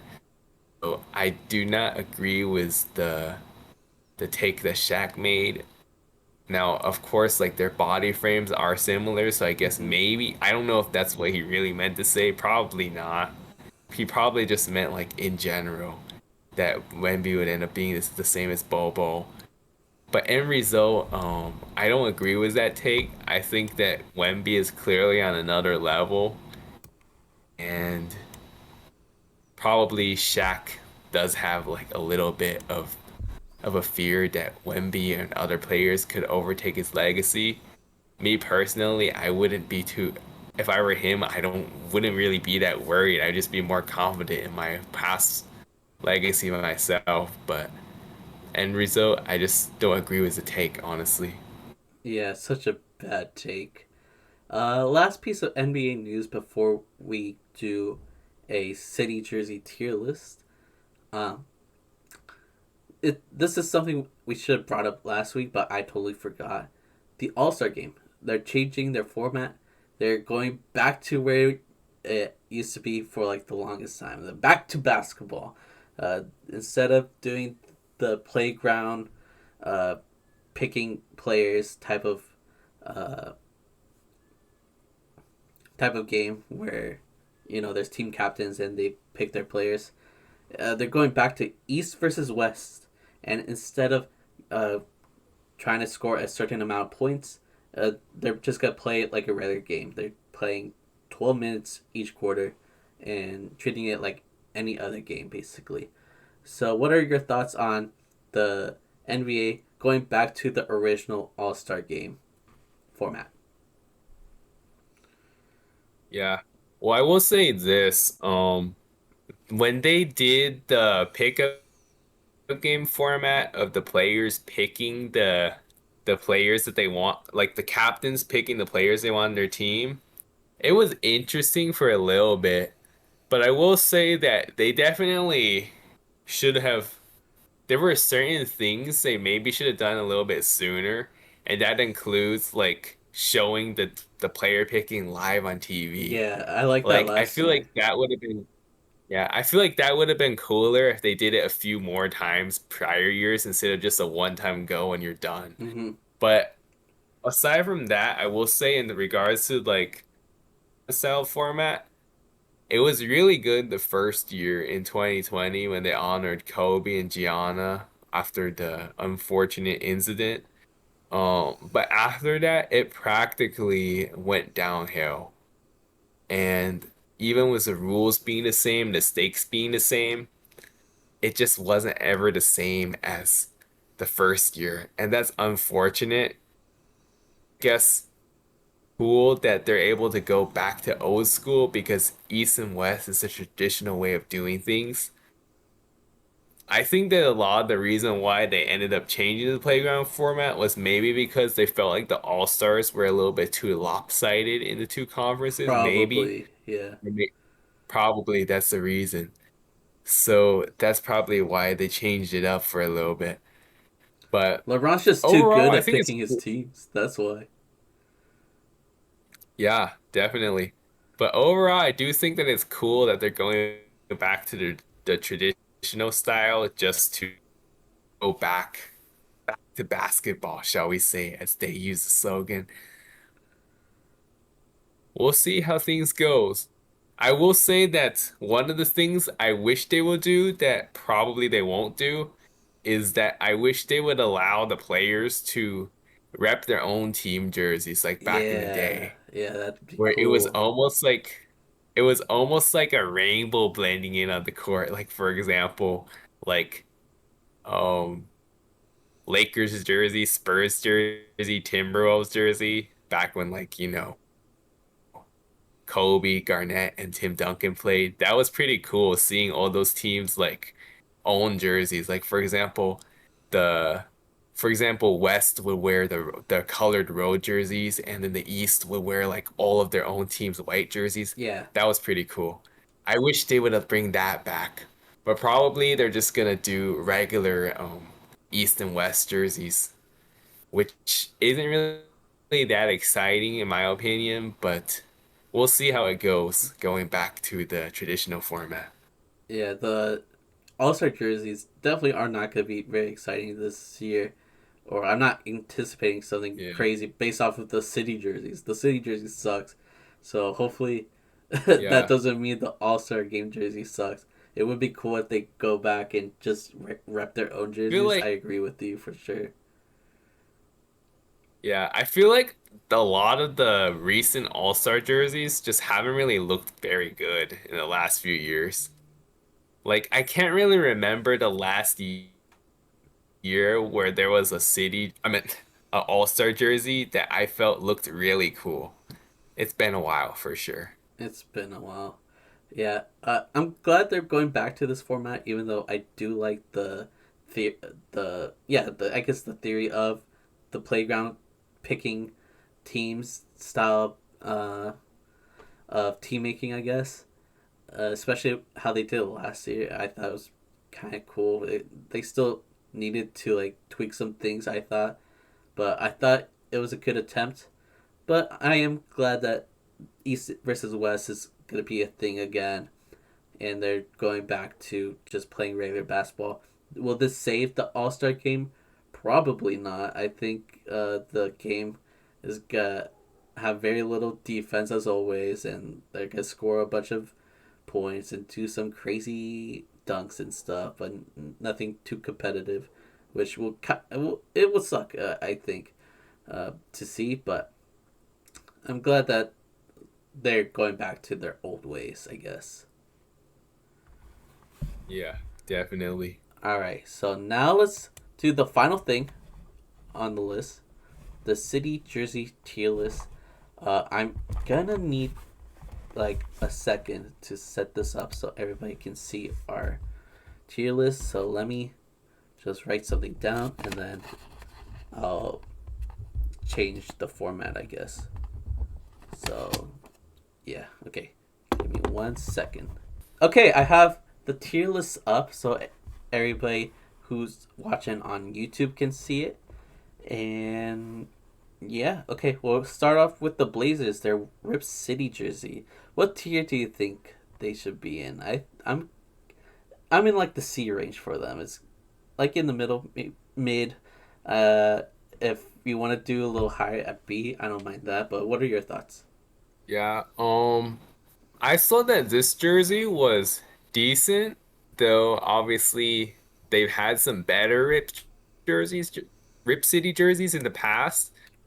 Overall, I would say I would probably put them in the B tier. Okay, we could put it in Um, B. so we're pretty close. Milwaukee.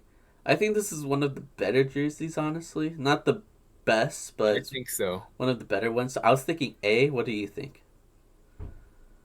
I actually agree. I would put it in the A tier. A tier. And seeing it like in person definitely helps. Or Yeah, I mean, on a player, it definitely helps. It looks a lot better that way on a player, and I like the I little agree. blue splatters on it. I agree. Like on a white background, sometimes doesn't really do the jerseys justice. So yeah, I think it looks better on the actual players. I think that's a cool jersey, not an elite jersey, but a cool jersey. So that reason I say A. For sure. Next is Bulls. I'm saying straight F. It's doo doo garbage dookie jersey. I don't like it. Yeah, I'm gonna agree. I think that's also F tier material. Yeah, not the best, that's for sure. Um, all right, Cleveland Cavaliers. They're like pajama style jerseys. What do you think? I actually do kind of like them, so I would say B. But what do you think? I like them too. Um, I think they're kind of cool, but they're clearly not elite, and I would not say that it's on the level of the Bucks jerseys. For So sure. I would put those jerseys in the B tier. All right, let's do B. Let's do B. Okay, Boston Celtics is next. I like them. I think they might be on par with the Bucks. I don't know what you think, but for me, it's either A or B. Overall, I think that's a good jersey. Me personally, I was thinking B, but I would argue it could be in the A tier. So one of those two, I would say. Think Hmm, A, B. maybe like the top of B, I guess. because it might be on the same tier as like the Cavs one, I guess. More so than the Milwaukee one. I would say in between the two. So I guess high B, High B. Okay. like a B plus A minus type thing, I guess. Would you agree that Cleveland has a better jersey than the Celtics? I Um, mean, no, better than the Blazers. oh, Cleveland versus Blazers. Let's see. So Yeah. in the other video, I might have said otherwise, but like over time, opinions could change. But overall, I would say they're close, but probably Cleveland a little bit better. Okay, I agree. I agree. The next one Yeah. is the Clippers. I don't think it's as bad as the Bulls, but it's also like very, very bad. So I would say either Yeah. D or even F. I wouldn't mind putting the Clippers in F. Yeah. I agree with that being a really bad jersey. Me personally, I think I would put it in F. Let's put the Clippers in D is F arguable. Yeah, okay. where they Just like their belong. actual. Yep. Okay, Memphis is next. I think it's all right. I think it's kind of a mid jersey, so I would say C. What do you think? Yeah. Me personally, I don't like that jersey. In the last video, I put that in one of my top three worst Oh ones yeah, yeah. in that first picture. So me personally, I think I kind of consider it as an F, but Let's to go in put things between. centralized, we can put it in D tier. D tier. Okay, I think that's fair. Atlanta Hawks is next. I feel like this is another D. I don't like this one. The ATL is all Yeah. lowercase bothers me. The five placement bothers me. What do you think? Yeah. Well, I agree. I don't like it, and I don't like the all lowercase. Um, I actually put that in my top three worst list in the last Oh video yeah. also. So probably, so probably for that reason, I would put that in the F tier. But I could argue that it could be in the D tier, potentially better than the other ones we listed. But I think that it's definitely on the border of D and F. I What do you think? I really I think it's better than the Bulls one. Honestly, like much better Yeah, than the Bulls one, but it's still not good. So I'm gonna put it in yeah. D. We can put it in D tier. And this next one probably will be an F because it's the Heat culture one. I think it's an F. I think it's one of the worst ones. It's basically a practice jersey. But what do you think? Shockingly, that one, I didn't put it as low as you did. Um, Maybe partially could be a little bit due to the fact that I generally like the red and black color scheme. And so maybe I just thought about the color a little bit more than actual design. But shockingly, kind of generally thought about putting the Heat one in like the C tier. Whoa. But maybe like put things a little bit in between Yeah, let's do D that. tier. D tier. Next one is the Charlotte Hornets, the teal jersey. I really like this one. I don't think it's perfect, but I think I it's like on it too. par with Milwaukee. Yeah. So I agree on that one. I would say A tier jersey. A tier. I agree. Hmm. Next one, the Jazz. Perfect. Okay. I think it's I perfect. think that I think this is arguably and probably undeniably the best city jersey this season. For sure. So for that reason, it's got to be S tier. S tier, it belongs in the S tier. I agree. I'm putting it up there where it belongs. But yeah, next one is the Kings. I'm having trouble placing this one. I don't hate it, but I don't love it. I think because of that, Yeah. I'd put it in the C personally. What do you think? I think I also put it in the C tier. I feel like this jersey is not a bad jersey, but it's just not anything special. It kind of just looks like an emulation of their classic jerseys, kind of like what the Jazz did. It's okay, but not really that cool. So I agree. C tier. C tier. Okay, the Knicks. I think they might be C tier, maybe even B tier.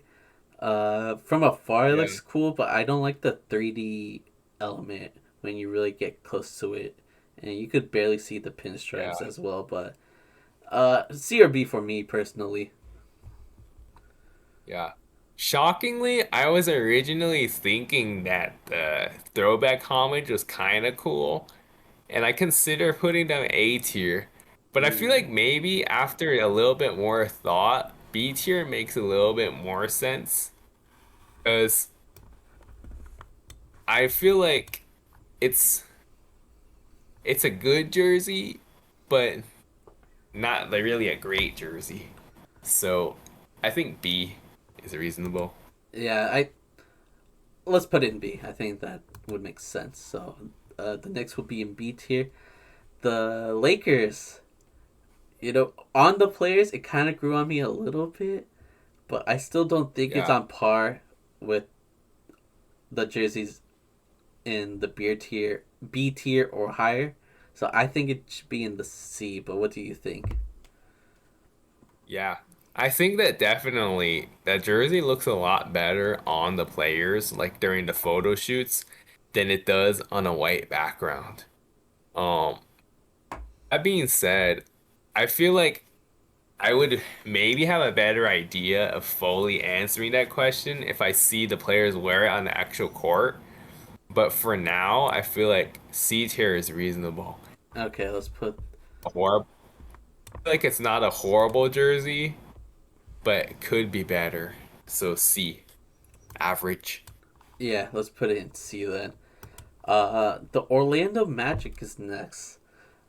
I think they belong in B tier, maybe even A tier, but I think B tier. I do like the colors. The star is cool, but it's also not nothing too special, nothing too crazy. So, what do you think?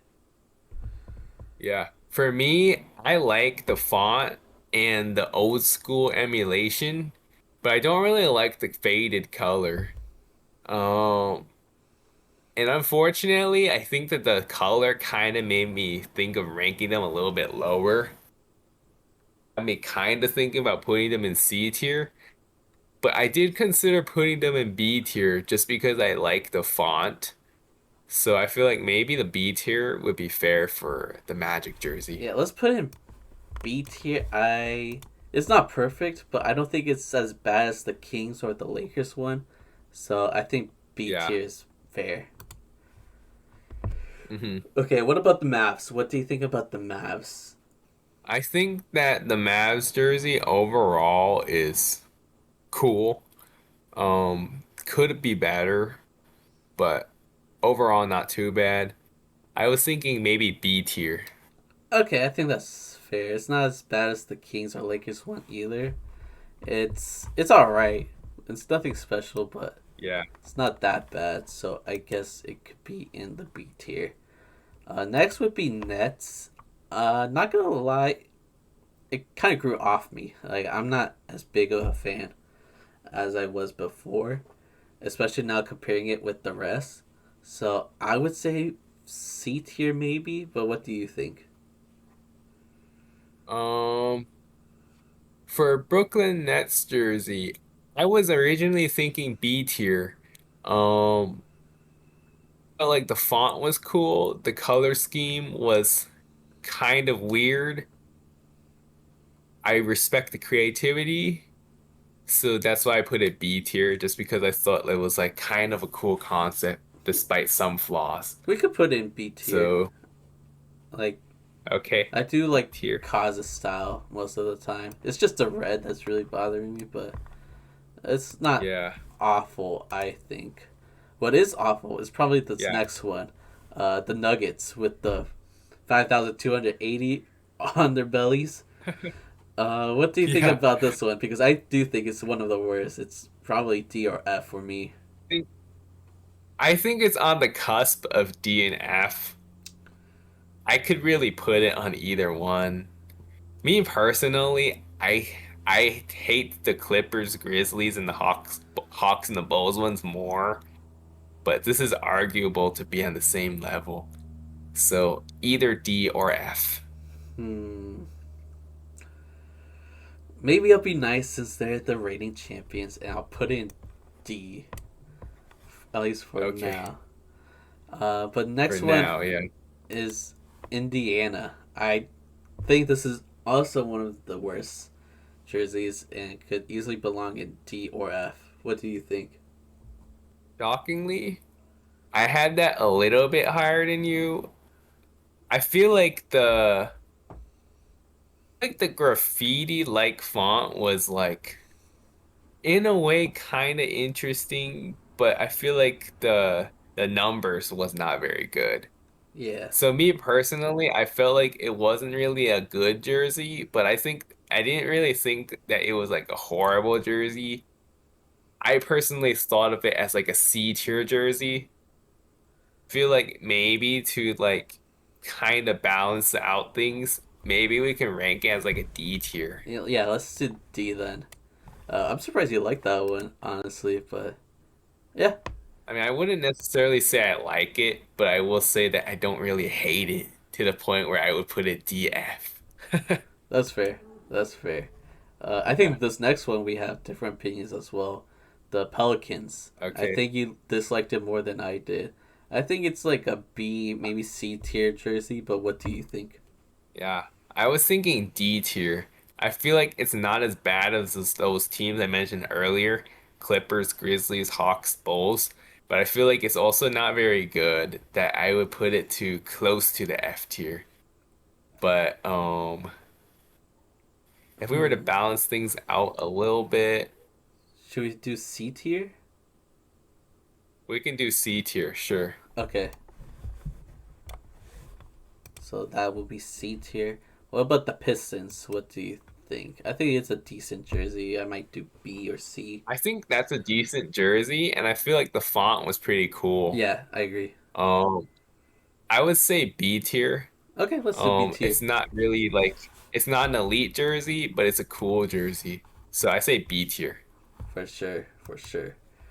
Next is the Raptors. I kind of like the Raptors one. The gold. As So B or C. as far as the Raptors, as far as the Raptors jersey goes, I feel like everything about it is okay except for the color. I just don't like the shade of that gold. Like honestly speaking, I feel like the color kind of breaks that jersey for me. I thought about putting it in D tier just for the color. Like, I don't hate the design. I just don't like the color. So I put it in D tier.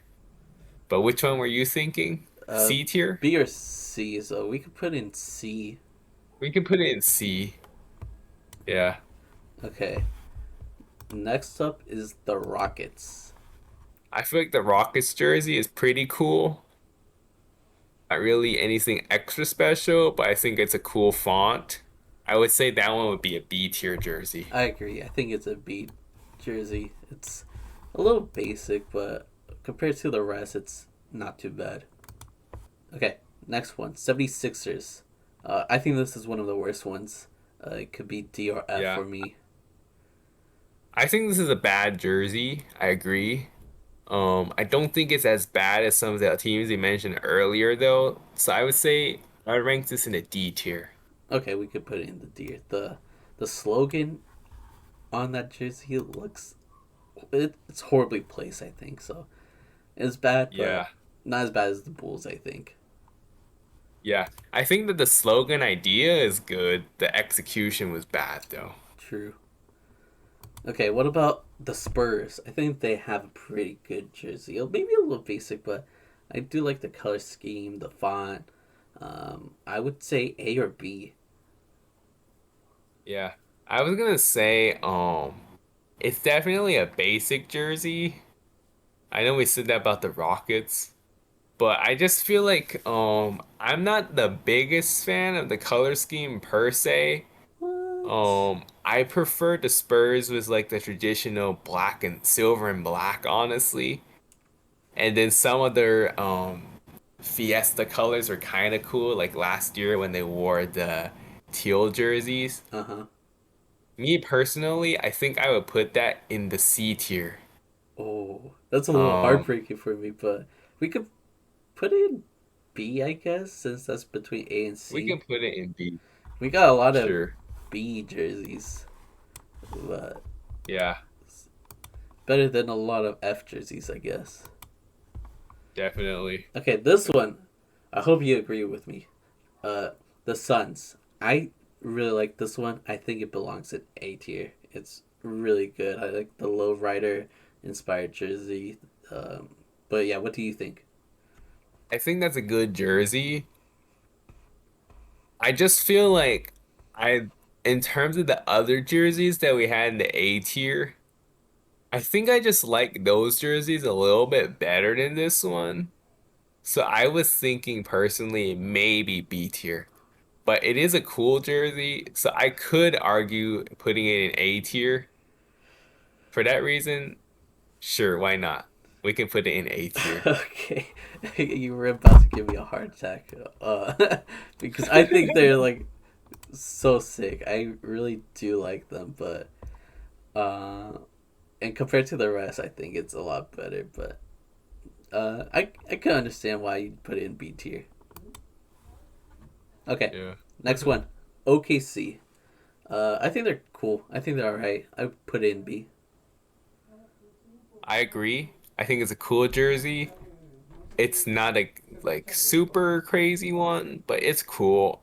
I would put it in B tier also. All right, let's put it in B tier. We're almost done here. We got the we got the Warriors next. I think the Warriors. I don't like that squiggly font, so I was thinking either D or C. The color scheme definitely saves it though. So D or C is what I'm thinking. Yeah. So I definitely think that the squiggly line is kind of weird, but I do like the color scheme as you mentioned, and that may have been the reason why I thought about ranking the jersey a little bit higher. I was thinking B tier, but I feel like maybe the C tier is arguable for like the weird color. I mean, not the color scheme, the weird font usage. Mm-hmm. Well, I would say C tier is fair. Okay, let's put it in C.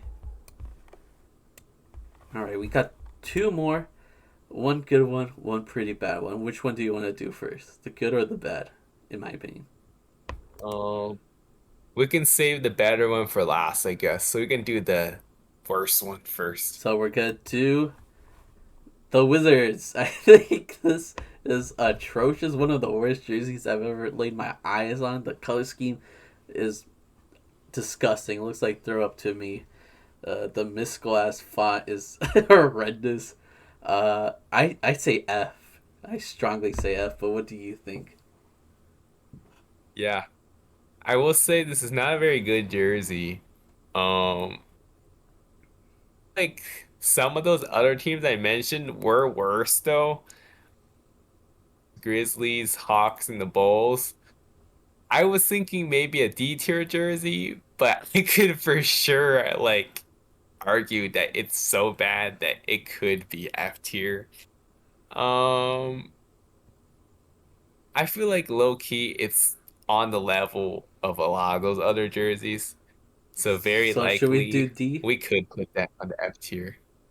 Let's flip a coin. I think I have a coin here. Okay. All right. What should heads be D? Tails be F?